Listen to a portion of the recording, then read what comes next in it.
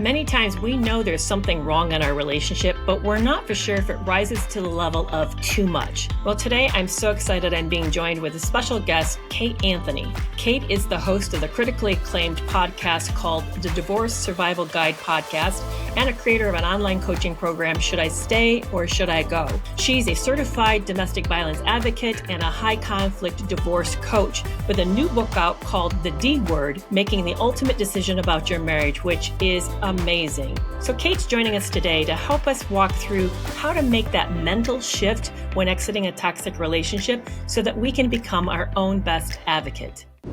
Thank you for joining me on Breaking Free from Narcissistic Abuse. I'm your host, Dr. Kerry Kerr McAvoy, a mental health specialist with over 20 years of counseling experience. Each week, I will take a vulnerable look at the nitty-gritty details of narcissistic abuse, at the underlying dynamics that make these relationships so challenging. This is a listener-supported podcast, so thank you for becoming a sponsor for less than the cost of a cup of coffee. Now you don't need to wait a week to get your next podcast fix. Join Breaking Free from Narc Abuse at substack.com to get exclusive audio content for subscribers. To sign up, click the link in the show notes.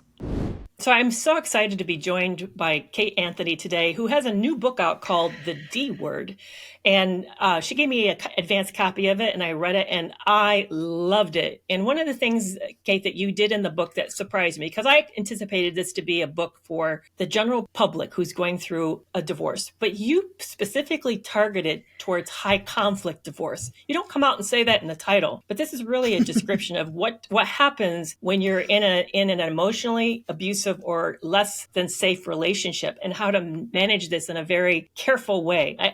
First of all, What made you think of taking that tact or that direction on this? Well, I think in my years of working with women and holding space for women on the internet, this is more prevalent than I really ever thought it would be. And I think more women, the book is about making a decision, right? It's the D word, making the ultimate decision about your marriage. But as you're going through the decision-making process, I think women are sort of asking this question, should I stay or should I go? Because they feel that something is off, right? They are feeling that cognitive dissonance. They haven't yet identified it. They don't know what it is. So I try in the book to help them identify what might be feeling off in their relationships. And because so many of these women are in abusive relationships and they don't even know it, as we just talked about on my podcast, we were talking about, that 1 in 5 people are predatory. So many of these women are in these predatory relationships. And I don't know what the studies on your end, because you've definitely done more sort of clinical research about these things. But my estimation is that more of them are men than women because of the societal way, the way that we raise men and boys to, under a patriarchy, to be entitled to our labor, our emotions, all of the things, right? And so to help women identify it, and then I don't want women to feel blindsided by what happens on the other side, because so often we think, well, I'm out. So that was close. But then to understand how post-separation abuse works and how people can use the court systems, custody, your children, all of those things to continue to perpetuate the abuse because they feel entitled to abuse us. And so, just because you've taken away one mechanism doesn't mean they're going to stop. In fact, you may have just handed them a better mechanism. Right. Right. Exactly. A more destructive mechanism in the court system, or, using your kids. Right. You start the book on how to identify if something's going wrong. What do you think is the biggest obstacle to people realizing this relationship is certainly not healthy, but maybe even destructive? I know for me, I agonized on that decision for more than a year. From the moment I realized that I'd gotten in a relationship with somebody that had lied to me, I sat for 2 years agonizing if I should leave. I struggled to actually do any active effort towards that direction. So when you look at your audience and your podcast, or when you talk to women, what do you find gets in the way of whether man or woman thinking that maybe they need to consider not being in this relationship? I think there's so many things. I think primarily it's like it doesn't add, it is that cognitive dissonance. It is how it conflicts with our belief of the world, that we believe that all people are good. We don't understand until you've been in a relationship with someone and are on the other side, until you've gotten to the other side and can see clearly in hindsight what happened. You have no comprehension that people would function in the way that these people function. Yes. Right. And so it doesn't add up. It doesn't compute. Like, I feel lost and confused and alone, and I feel like I'm always to blame, and I feel like I'm going crazy, and I feel like, so that must be me, because it doesn't compute that somebody else would be trying to make me feel that way, or Right. making me feel that, right? It doesn't add up. I don't understand. So that's the trick, is that, but you don't understand it until you get until you're standing on the other side, and then you have hindsight. You go, oh my God. Did you have Oh, that? wow. Did you have that? Yeah. Did you have that experience of getting on the other side and then looking at it more objectively and think, holy shit, what really? Yeah. I mean, I felt Yeah. so much shame when I started seeing the truth, when I could see through the deception, because I was lied to Yep. a lot. So I've been divorced for 15 years. And, we have an 18-year-old. So we have had to stay connected in a number of ways. And it was a slow burn over 15 years of actually realizing what had happened, to the point, actually, that it wasn't until it was after 2021 that I kind of got the full picture. It took What that happened long. to give you? Yeah, what happened to give you that? He did it again. Oh. So his second marriage blew up in like colossal fashion. And it was revealed that, the level of infidelity, the sex addiction, the love addiction, all like the full pathology was really laid bare, that I didn't have access to, because, when we were still married, we didn't have iMessaging. So we didn't have messages coming up on like iPads, that weren't meant to be seen, those sorts of Yes. things, right? So we didn't have Instagram and Facebook and being able to check DMs, and like when things don't add up, and having things come across your laptop screen when you're like, doing whatever. That unfortunately his second wife had all of this stuff happen. And as it was happening to her, it was revealing to me everything that it was validating and underscoring everything that I had gone through, and answering questions that I still hadn't quite answered. Right. And so that's sort of how but it took that long. Yes. There were steps along the way. I'll tell you, there were many steps along the way, but I agonized for about 4 years. No, at least 2 to 3. Well, no, I would say maybe the whole 10, because there were periods where I was like, I don't like, this doesn't make I don't like, this is terrible. Right.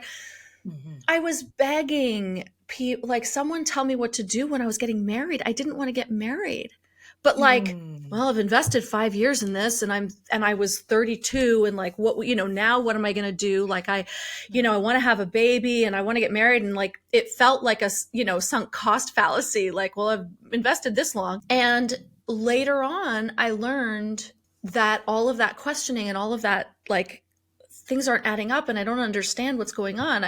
It was years before I put the pieces together. So, and when I got divorced, again, no Instagram. We didn't have these kinds of videos. We didn't have this level of education in 2009. We didn't have names for this. Right. And all I knew was that I was miserable, and that all I could say was, you criticize everything I do, everything I am. You hate me. Why do you want to be married to me? You hate me. And you This is criticize what you'd say to everything. him? Yes. Yes, all the time. Okay, Because he was okay, so okay, critical. And I would be okay. like, but you say that you love me, but you act like you hate me. And I would just try to convince him that, like, can't you stop criticizing? Like, I feel like you want me to be a robot that you can program. And I would try to, like, logic and reason with him and say, like, but if you love me, you wouldn't do this, right? Because I only saw my worldview, which is I'm in this for love, as Right. opposed to understanding that he was in it for power and control. I got out without the understanding of what was happening. It was just like, I can't do this anymore. And Yeah, I I was going sort to of ask you felt what like, kind of well, push.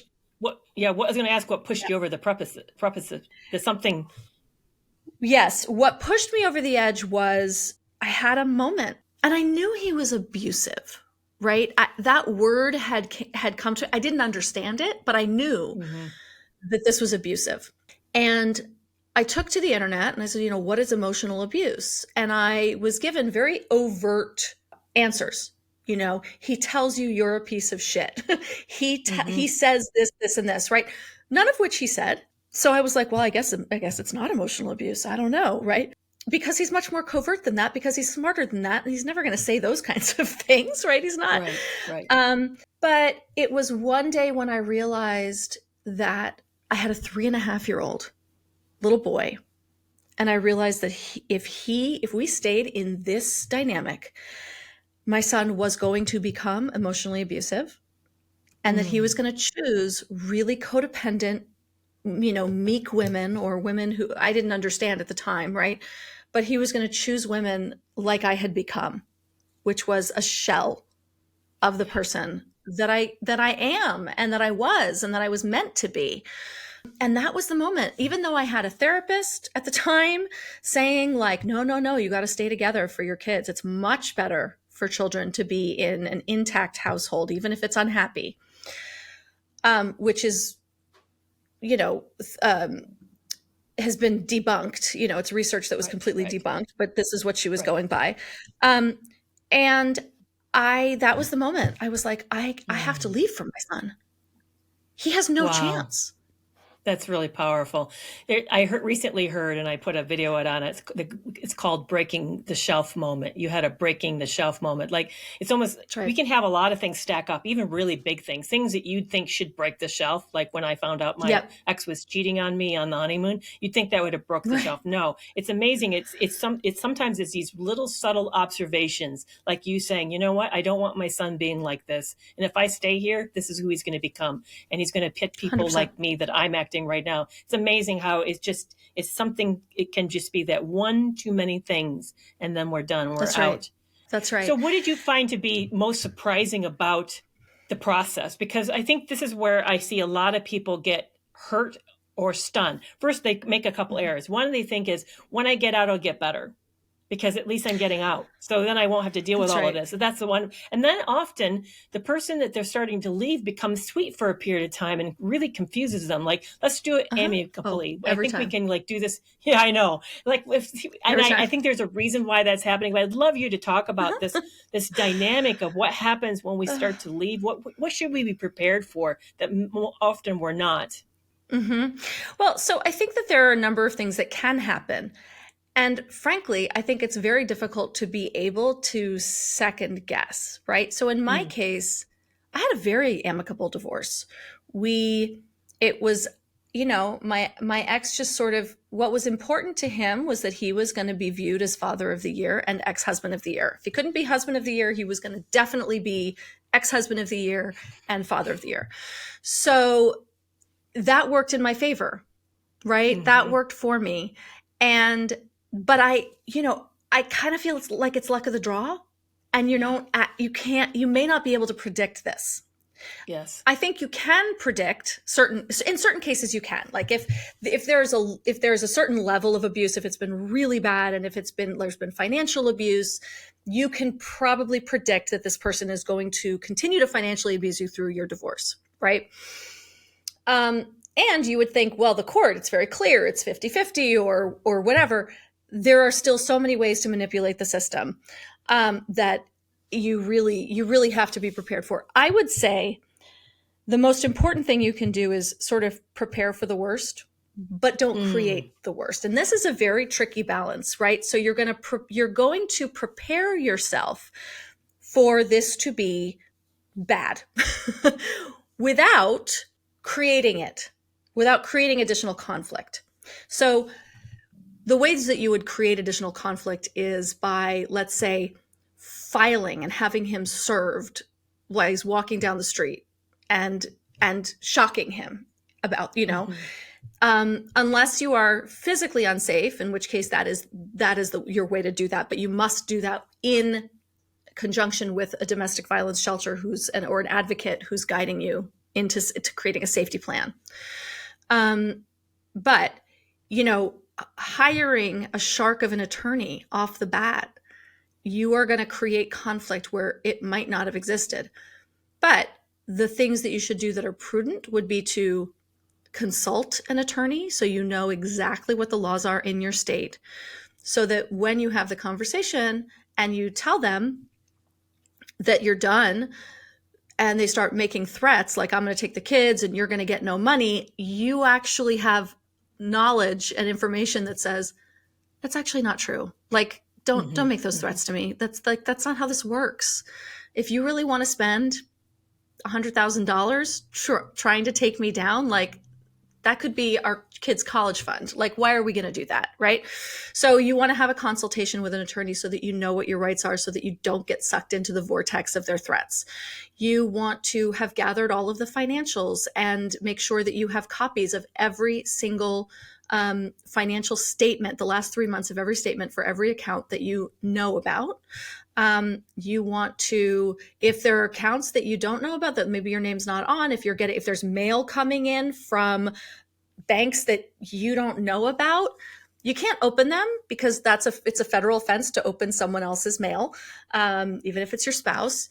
But you can photograph it to prove that, like, apparently there's money in this place.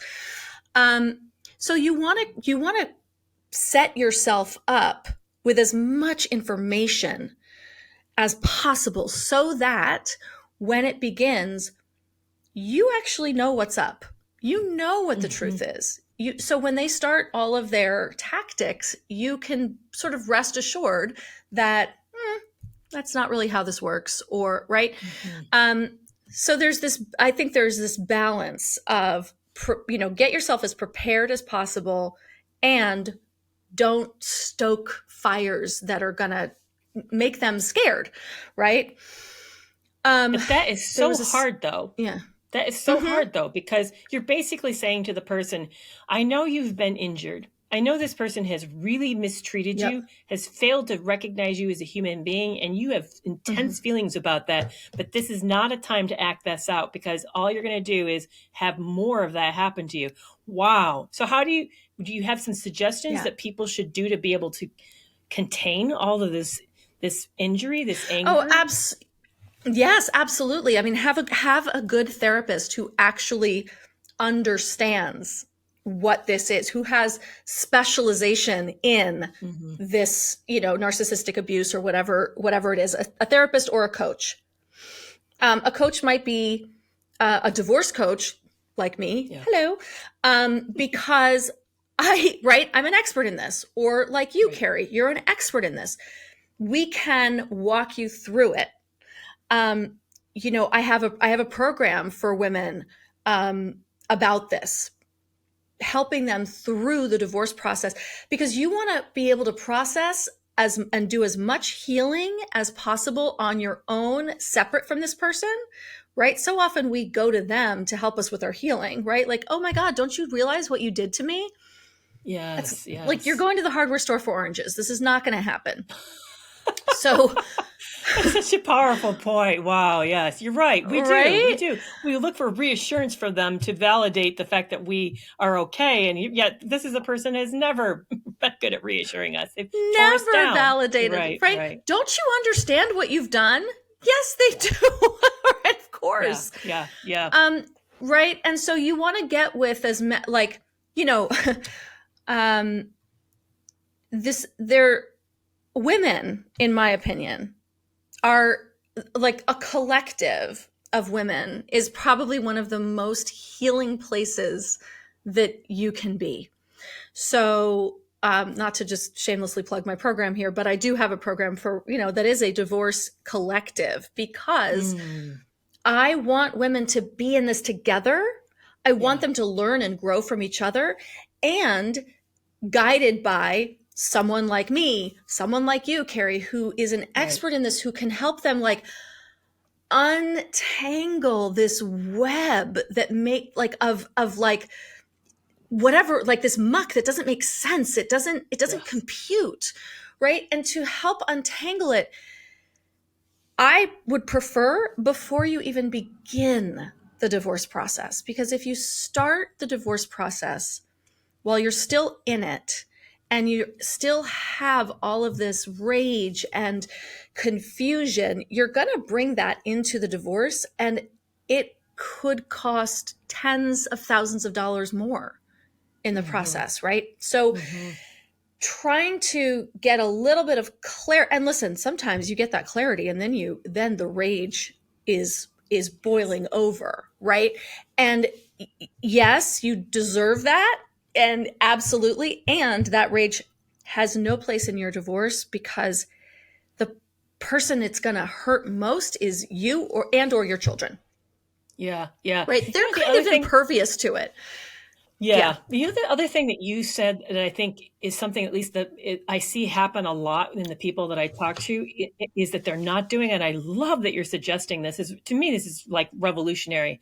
Is get a jump ahead. If when you Mm, realize that you're going out and you're going to be leaving, here you've been in a relationship with somebody who has essentially been in control of everything, or if they hadn't, they quickly took control. But for you to realize that you have to control this, and maybe you can't control how they react or what they do or don't do, but you can control it by getting good information ahead, knowing that you're going to need to contain yourself. See this like a game plan that you're that's right. unfolding. I love that you're Yes. suggesting that, that's a very big, because we often end up getting into these situations and we look at this person and say, and please be nice to me in this process. What? Why would they have more to Why lose than would ever, they? because yeah, That's right. they have more to lose than ever. If they're already a very predatory, very aggressive mindset, they're going to look at that and like, well, that means I can take over and do it my way. This person's going to be hopping to what my demands, instead of you going already with a very specific game plan. I love Yeah. that. It's a strategy mindset, right? Like Hmm. once you make the decision, it's shifting from how am I going to make this relationship work, and right, like what am I do when you finally hit that wall, when you've got that shelf breaking moment, Yeah. um it's going, okay, now I've got to shift into strategy and really actually understanding how this works, right? Because divorcing a narcissistic abuser is, or any kind of abuser, is something it's something else, and it's going to take a strategy mindset, or you're going to get taken down. And that's not to say Yes. that your strategy mindset is going to, that's not the golden key to actually stopping and mitigating all post separation abuse, because they will find their ways. If they're hell bent on it, they will. um, but the strategy mindset will at least protect your sanity, because you understand Yes. now that, oh, this is a game. Yes. Yes. Yeah. It's often we end up being the tail the dog is wagging. They Mm-hmm. do something, Mm-hmm. we react. They do something, we react. And you're really That's right. suggesting, no, no, get they're their own dog. Get your own dog. Don't be the That's tail that right. they're wagging. So Yes, you can't make exactly. them do what you want, but you at least can get ahead of it by you understanding that you don't have to let them enrage you and then let them have the gratification of knowing that they've upset you. You can be in charge of yourself and what you show, what you don't show, of your own strategies. I love that. That's really a Yeah. shift, a big shift. That's incredible. What other things do Yeah. you find that people should really remember that they typically either don't know or they forget when they're in this process that you think is really important? Well, I think, as you talked about before, is how they might react, and it's very predictable. It's very predictable. I've seen it over and over and over again. And if you know in advance that this is the playbook, then you won't be manipulated by it, because that's the design. The design is manipulation. So the first thing they're going to do is be perfect, right? They're going to do everything right. They're going to be the nicest guy in the world. They're going to be the person that you've been chasing this whole time. Right? Yeah. And what that shows you, number one, is that they were actually capable of being this person all along. They simply chose not to be because they didn't think they had to be. And so what they're doing now is strategy. This is strategy. This is their next play in the game. Yes. Oh, you have been wanting me to be this amazing guy. So my ex-husband said to me 2 weeks after I said, I'm done. He said to me, Kate, I'm just so sorry. I just never thought you'd leave. Wow. I was like, wow. So you knew that you were abusive, right? I mean, right? Like, let that land. So you knew. I know. It's still like layers of it. It's a slow land. Like, you mean you knew it is what a I slow wanted, burn. but you deliberately withheld it because you didn't think I'd do anything about it. Yeah, you just never thought I would leave. And as that sort of sunk in, I was like, I mean, talk about pathological.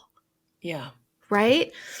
And so that's what they're saying, essentially, by being the great, I have clients who's like, they wake up the next morning and like all the dishes are done and the house is clean and all of the things that have been broken in the house are sudden that they've been begging them to fix for months, or now they're all fixed.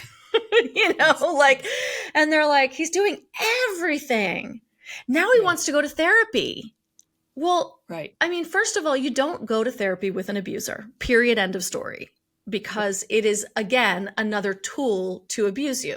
So if they want to go to therapy now, great, they can go to their own therapy. If they want to know how to better be in relationship and not be an emotional abuser, great. They can go to their own therapy, but you should not be in it. But it is just a tactic. And the next thing that happens is when you don't respond, when you say, hey, listen, I love that you're going to therapy. I hope you get a lot out of it. I think that'll be important for you and for your growth as a human and as a father. Then I'm using gendered language, by the way, because I work with women, and because the numbers are skewed, because women are most often victims. That's not to say that women are also not abusers. And I want to make that really clear to any men who might be listening. So when you say, hey, honey, I'm glad you're going to do that. That's great. We all need therapy. That's wonderful.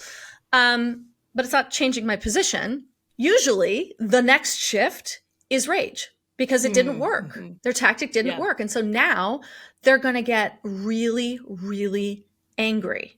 Right. And they're going to start raging all over the place. Then they're going to go through all the stages of grief, even though they're not designed for this process. You'll see them all sort of crop up, right? They'll get depressed. They'll lie on the couch. They'll be bereft. They don't know what to do without you and their family, and they're losing, it's very me.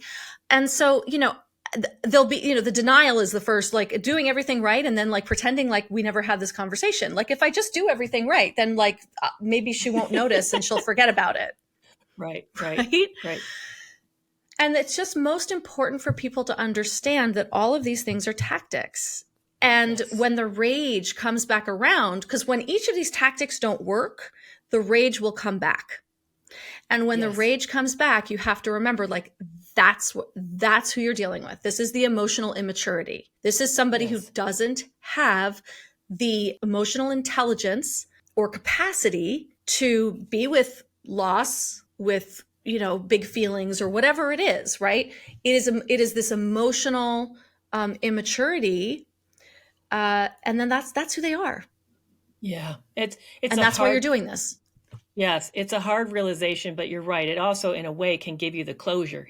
I think a lot of us don't see it that way, but it really can give us the closure that we're making the right decision, because we're seeing the worst of them, the self that's defensive, and we need to hold on to that and remember that this is not a safe person, and this is why we need to get out. I love this. This has been really, really, really rich. How can people find you You mentioned you have a program. You have that new book out. Tell us where you're at, what we can take advantage of your resources.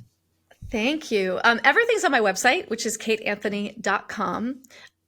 The program is called Phoenix Rising, and I am at the Divorce Survival Guide on Instagram, and my podcast, which Kerry is a guest on, is the Divorce Survival Guide podcast. Oh, that's wonderful. Thank you so much for being with us today, Kate. This has been really rich. Thanks, Kerry. I super appreciate it. Well, that's a wrap for this week's episode. Are you following me on TikTok, Facebook, Instagram, and YouTube? Find me at Kerry McAvoy, Ph.D. And whether you're consider leaving, or have left a narcissistic relationship, find community support at my Toxic Free Relationship Club. You can learn about this resource as well as others at kerrymcavoyphd.com. And I'll see you back here next week.